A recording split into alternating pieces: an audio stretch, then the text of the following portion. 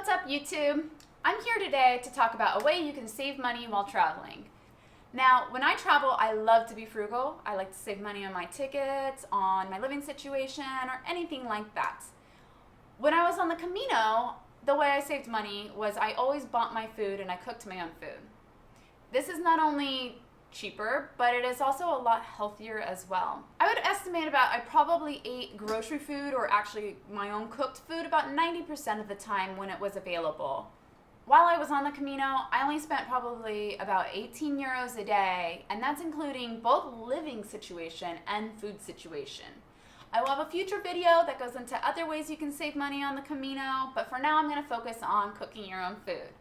I have a couple video diaries that I took while I was on the trail, and I'm going to go ahead and share those with you, and they kind of go in depth about the food situation on the Camino.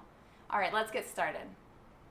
We want to cook, but the kitchen's kind of full right now. There's, I think, 8 people in there, and it's a regular thing. A lot of people cook if there's a kitchen, and so you kind of have to fight your way in. You kind of have to be patient and learn how to work around a lot of people, because there'll be people around cutting. Luckily, today we bought, they're already like pre-cut fajita mix stuff that was in the freezer section, since you can't really find bell peppers out here. You can rarely in some stores, but it's not a regular thing. So we wanted to make fajitas, and so we have, we bought a couple packets of that, and we'll be making that, and we bought some tortillas as well, and that's going to be our dinner for today.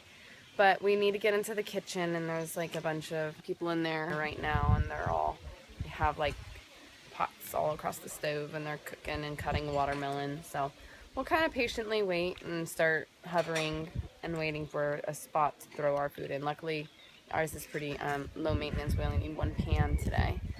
But yeah, the battle for the kitchen begins. It's kind of a daily thing. We've both been loving being able to cook and do a kitchen do a kitchen thing, because you save a lot of money cooking your own food, and it's not as greasy. They love oil out here.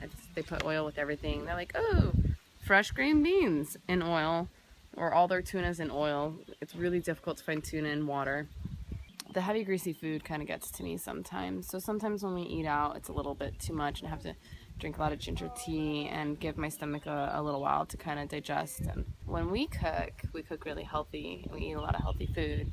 Lots of tomato, cucumber, onion salads. We'll give them whatever we can find. I think we definitely base it around what the store has, because if the store doesn't carry stuff, then it's really difficult going there saying, we're going to make this, because some stores carry this, some stores carry that. It's really difficult. So you have to just kind of go to the store, see what they have, and kind of be creative and make from there. And then also see what kind of utensils. Like I stated earlier, I made chicken noodle soup with a rice cooker, because that was the only thing, was a rice cooker, or I think a sandwich press, and that was it. And that was all that. Oh, and a microwave. I had a microwave. So, but I used the rice cooker. It worked wonderfully.